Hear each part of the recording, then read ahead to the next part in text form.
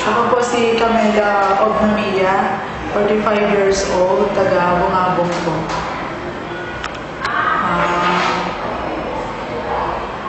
Nung nag-take po ako ng barley ay lumakas yung katawan ko. Talagang after 7 days ay nawala yung malaking bukol sa kaliwang dede ko. Na-feel ko talaga na effective itong barley. Kaya hanggang ngayon ay pinagpapatuloy ko ito. At yung bukol ko dito sa kanang side, sa suso ko ay talagang nakita ko ang pagbabago. Lumiliit siya time to time. At nararamdaman ko talaga yung strong na pagiging malakas o Bali, sino po nag-introduce sa inyo ng green barley? Ang nag-introduce ko nito ay yung pamangkin ko na si Christine R. Taga dito po sa Boni, Mandaluyong. Kaya sa halip po na ako ay magpapa-chemo, magpapa-opera ay talagang ito na lang po ang pinili ko na mag-take ng barley. At naramdaman ko talaga na talagang lumalakas ako dito. Bali, kailan niyo po naumpisahan na ano? Ako po ay nag-start dito noong February 12. Okay. 2009. 2009 at hanggang ngayon po ay tuloy-tuloy ang pag-take ko ng barley. 1 bottle a day at minsan po ay 2 bottles Okay. a day. So, bali, yun nga po, no? Bali, maganda po pala yung naging reaction ng green barley sa inyo. Napakaganda po, kaya minsan po pumunta ako dun sa barangay ko, sa barangay na kung saan doon ako ipinanganak. Talagang ang pinuntahan ko ay yung mayroong malalalang mga sakit. Gusto kong makashare din ang knowledge na to para sila ay mag-take din ng barley para maramdaman nila yung lakas ng katawan. Talagang sinikap ko yung mga kilala ko, mga kaibigan ko na may sakit talaga na at nangangailangan ng barley na to. Sila rin ay makaramdaman. Maginhawahan na dala ng barley. Ayun, bali, kumbaga sa ano, anong stage po ba? Stage 4 po ito, breast cancer, ang sabi ng doktor. Yan yung pong sa Mindoro. Hindi, sa Mindoro po, noong December, sabi ng doktor sa akin, stage 3. Pero hindi ko po pinansin ito dahil wala pa nga akong time. By February po ay talagang decidido na akong opera dito sa Manila, sa PGH ng February. Kaya lang may nakabanggit nga sa akin ng barley na to, kaya mas ginusto ko mag-take ng barley. Bali, dito po sa PGH, anong findings po nila? Kasi nung unang tingin niya sa akin, narinig ko sa kanya yung word na advance. Advance ito, kailangan i-chemo ng 2 beses every after 3 weeks. And then saka ooperahan.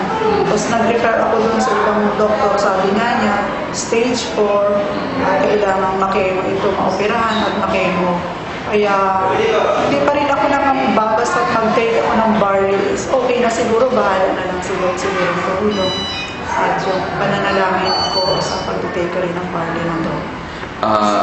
Meron po ba kayong gustong ma-share sa mga taong kagaya po ninyo na mayroong problema po sa cancer? So, ini-encourage ko po yung mga tao na mag-take na to kasi talagang mararamdaman nila yung lakas at pagbabago dun sa kanilang nararamdaman.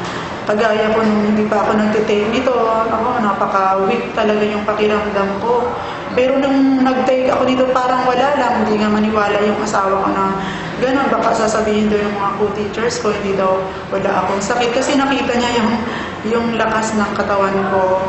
Kaya tauli ako ng Manila para kumuha talaga ng certificate na galing sa doktor.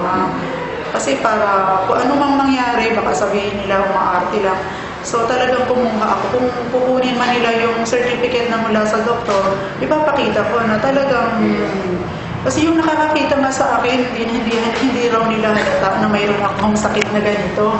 Kasi nga, barley lang, sabi ko sa kanila, barley, kahapon nga yung aking dapat itay kanina, binahagi ko, nanginginig na raw siya eh. Nakita ko sa Sarah Jen, nanginginig na kasi ako, sabi niya, kahapon na-meet ko siya, sabi, kasi pang bukas ko yun eh. Pero nung nakita ko na naman siya, talaga nanginginig. O sige, isi-share ko muna sa iyo yung isa. O anong pakiramdam mo? lumakas ako, sabi ko. Kaya ngayon nagtatanong siya, mas gusto raw niya yung capsule. Oo, kaya lang yun. Kahit nga wala pa siyang pera, pinahiram ko muna yung barley kasi naawa ko, nanginginig. O, take mo ito, yung one bottle after ng and then after one pag-take mo nito, saka kakain. Sabi ko, basta tinulungan ko siya kung paano mag-take nito. Nung tinanong ko siya, wow, sabi niya, ang lakas ko, effective. O, sabi ko na sa'yo ikaw kasi yung maniwala. Niyayaya ko siya mag-attend dito, sabi niya, medyo mahina araw yung araw. Kasi nakilala ko lang siya sa Sierra Gym kami doon. Tapos nag-share na siya, nanginginig daw siya, giniginaw yung whole body niya kasi labandera siya sa aircon ba, sa London. So, mag-take ka kaya ng barley, naku, lalakas ang body mo, sabi ko sa kanya. Kasi akin lang yun, pangbukas ko, wala na kasi.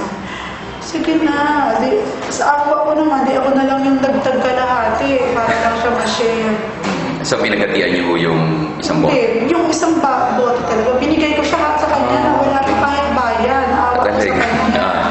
Tapos na yun, sabi ko, mag-attend ka rito. Wala naman siya, siguro time over. Okay. So, thank you very much po sa magandang ano po ninyo. At nawa itong pag-share po ninyo ay makapagbigay lakas loob dun sa mga taong meron ding mga kagaya po ng problema po ninyo sa cancer. So, talagang God is so good and really praise God for that. Maraming salamat po ulit. Yan. Thank you very much po.